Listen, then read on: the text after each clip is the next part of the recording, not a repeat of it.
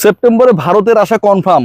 বাংলাদেশে অবশেষে শর্টার ফরম্যাটে খেলার জন্য টিম ইন্ডিয়া মোটামুটি রাজি হয়েছে বলাই যায়। Why I am discussing on this, তিনটা পয়েন্টে আলোচনা করব। তবে একটা শঙ্কার জায়গা রয়েছে, শঙ্কার জায়গাটা ভয়াবহ শঙ্কার জায়গা। বাংলাদেশ ক্রিকেট বোর্ড, বাংলাদেশ সরকার আসলে এটাকে কিভাবে দেখছে এটার উপর অনেকটাই ডিপেন্ড করবে যে ভারত আসলে বাংলাদেশে প্রপারলি শিডিউল ট্যুরে টি-20 অ্যান্ড ওয়ানডে খেলার জন্য সেপ্টেম্বরের ফার্স্ট উইকে আসবে কি আসবে না। প্রথম যে পয়েন্টটা আমি আলোচনা করতে চাই সেটা হচ্ছে আফগানিস্তানের সাথে ইন্ডিয়ার ট্যুর রয়েছে, মানে সিরিজ রয়েছে। যেহেতু এটা আফগানিস্তানের হোম সিরিজ, সো ভারতের জন্য অ্যাওয়ে সিরিজ, এটা আবার তাদের দেশে খুব অদ্ভুত একটা ব্যাপার স্যাপার। সেটার যে শিডিউলটা রয়েছে সেটা বাতিলও হয়ে যেতে পারে যদি বাংলাদেশ অ্যান্ড ইন্ডিয়া তারা একটা ডিসিশনে পৌঁছাতে পারে যে সেপ্টেম্বরে যে প্রপোজড যে শিডিউলটা রয়েছে বাংলাদেশ এবং ভারতের, সেই খেলাটা তারা খেলতে চায়। এই মুহূর্তে আমি কয়েকটা পয়েন্ট বলবো। নাম্বার ওয়ান, তামিম ইকবালের অবস্থান কোথায়? তামিম ইকবালের ক্রিকেট বোর্ডের লোকজনের অবস্থানটা কোথায়?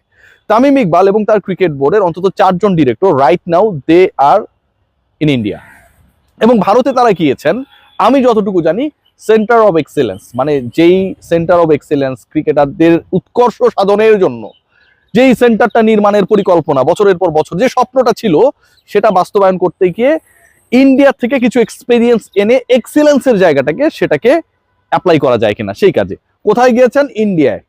নাম্বার টু যেটা, সেটা হচ্ছে ভারত এখন পর্যন্ত তারা তাদের অবস্থান দেখুন। এর আগে ভারত যে অগাস্টে, গত বছরের অগাস্টে বাংলাদেশে এসে খেলবে না, সেই ব্যাপারটা কিন্তু ভারতীয় ক্রিকেট বোর্ড, ভারতীয় সরকার আগেই জানিয়ে দিয়েছিল যে তারা ওই সময় অপারক টু প্লে বাংলাদেশের এগেনস্টে ইন বাংলাদেশ, অনেক আগে জানিয়ে দিয়েছিল।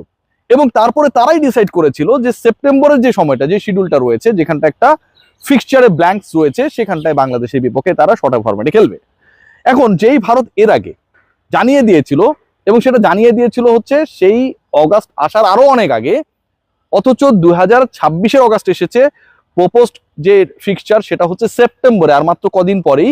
তারা এখন পর্যন্ত তাদের কোনো অবস্থান ক্লারিফাই করে নাই যে এবারও তারা খেলছে না বা খেলবে না, এরকম কোনো কিছু না।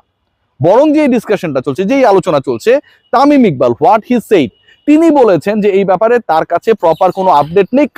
কারণটা তিনি প্রপারলি বলেন নাই, বলতেও পারেন না, এরকম একটা বড় মস্তিষ্কে। কারণটা হচ্ছে পুরো আলোচনাটা হচ্ছে গভর্নমেন্ট টু গভর্নমেন্টে।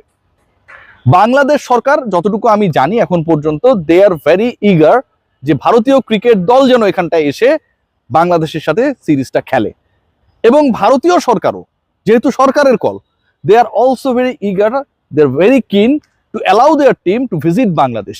এই দুই গভর্নমেন্টের মধ্যে বাংলাদেশে ভারতের এই বাইলেটারাল সিরিজ ওয়ানডে অ্যান্ড টি-20 তিনটা 6টা ম্যাচকে কেন্দ্র করে কোনো ধরনের আপত্তির জায়গা নেই। কিন্তু থাকে না যে ধরেন মানে প্রেমিকার সাথে প্রথম দেখা হয়েছে অনেক দিন পর, না যে আপনি যাকে চাচ্ছিলেন তাকে পায়ে গেছেন, শুরুতেই ওই মেয়েটাও আপনারা পছন্দ করছে, কি শুরুতে এসে আই লাভ ইউ বলবে? একটু সময় দিতে হয়। বাংলাদেশ আর ভারতের যে কূটনৈতিক প্রেম আর ক্রিকেটীয় প্রেম, সেটা জোড়া লেগেছে অনেকদিন পর, অনেক বিরহ, অনেক বেদনার পর, না অনেক চোরাই উতরাইয়ের পর। সে এই যে ভালোবাসাটা ক্রিয়েট হয়েছে, কেউ কাউকে আগে আই লাভ ইউ কইতে চায় না, কারণ কেউ যদি বলে আই হেট ইউ বা ভেবে দেখবো ব্যাপারটা, এইরকম ব্যাপারটা আসলে কেউ নিতে চায় না।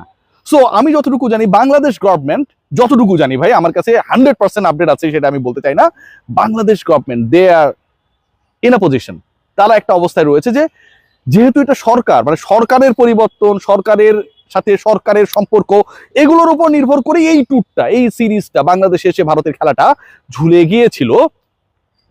বাংলাদেশ সরকার ভারতকে অ্যাপ্রোচ করবে বা জানাবে that we are set to arrange the schedule tour, যেখানটায় তোমরা এসে খেলবা, তোমাদের অবস্থানটা কি তোমরা জানাও। এন্ড আমি যতটুকু জানতে পেরেছি যে Indian cricket board and the government they are also waiting for that, যে বাংলাদেশ সরকার কবে তাদেরকে এই অফারটা করবে যে আসো আমার ঘরে ঘুরে যাও, ইলিশ খেয়ে যাও।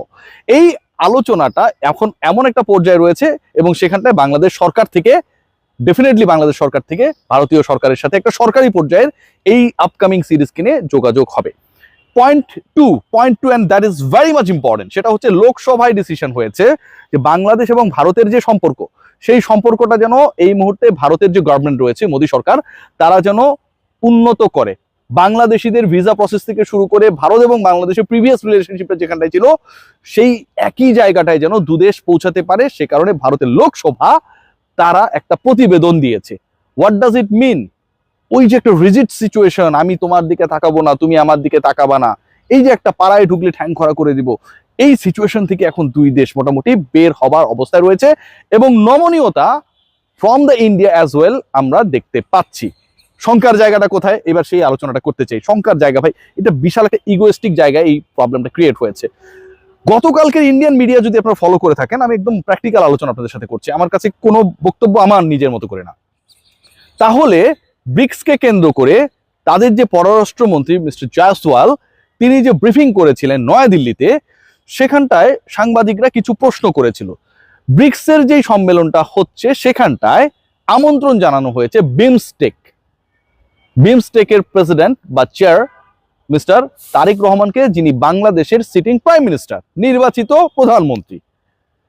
জনাব তারেক রহমান বাংলাদেশের প্রধানমন্ত্রী এবং বাংলাদেশের প্রধানমন্ত্রীকে আমন্ত্রণ পত্রে ভারত যেই চিঠিটা লিখেছে ব্রিক্সের সম্মেলনে বিমস্টেকের চেয়ারপারসন তারেক রহমানকে, চেয়ারম্যান তারেক রহমানকে যে আমন্ত্রণ পত্র পাঠানো হয়েছে, সেই পত্রের মধ্যে তাকে কর্ডিয়ালি অ্যাটেন্ড করতে বলা হয়েছে, তাকে যাবার জন্য অনুরোধ করা হয়েছে, বা যেভাবে আমন্ত্রণ পত্র লেখা সবই লেখা আছে, কিন্তু তাকে সম্বোধন করা হয়েছে জাস্ট মিস্টার তারেক রহমান এরকম করে। তিনি যে honourable prime minister of this state, বাংলাদেশের যে একজন নির্বাচিত প্রধানমন্ত্রী, ধরেন নরেন্দ্র মোদীকে বাংলাদেশ কোনো একটা আয়োজনে গেস্ট হিসেবে আমন্ত্রণ জানিয়েছে, আমন্ত্রণ পত্র পাঠিয়েছে, সেখানটা যদি জাস্ট শ্রী নরেন্দ্র মোদীজি এটুক লিখে, এটা কিন্তু ডিসগ্রেসফুলি ট্রিটমেন্ট। এখানটায় কি হওয়া উচিত ছিল, honourable prime minister of Bangladesh mister Tarek Rahman, but ওই অনারেবল প্রাইম মিনিস্টারের জায়গাটা দ্যাট ওয়াজ ব্ল্যাঙ্ক। এবং এই প্রশ্নটা গতকাল ইন্ডিয়ান জার্নালিস্টরা তাদের পররাষ্ট্রমন্ত্রীকে মিস্টার জয়সওয়ালকে নয়াদিল্লিতে করেছিলেন এবং তিনি সেটা এড়িয়ে গেছেন। এখন আপনি বাংলাদেশের প্রধানমন্ত্রীকে আমন্ত্রণ জানাচ্ছেন, তিনি তো বিমস্টেকের চেয়ার, কি কারণে? কারণ তিনি বাংলাদেশের প্রধানমন্ত্রী, যিনি প্রধানমন্ত্রী হবেন তিনি সেটার দায়িত্বে থাকবেন ডিফল্ট, অথচ আপনি তাকে তার প্রপার ডেজিগনেশনে সম্বোধন করছেন না। It's totally a disgrace for our prime minister, right? এই ইগোর জায়গাটায় বাংলাদেশ আসলে কিভাবে রিয়্যাক্ট করে, that is also a very important point, যেটার উপর ডিপেন্ড করবে হোম অফ ক্রিকেটে ভারত এবং বাংলাদেশের আপকামিং সিরিজটা হবে কিনা।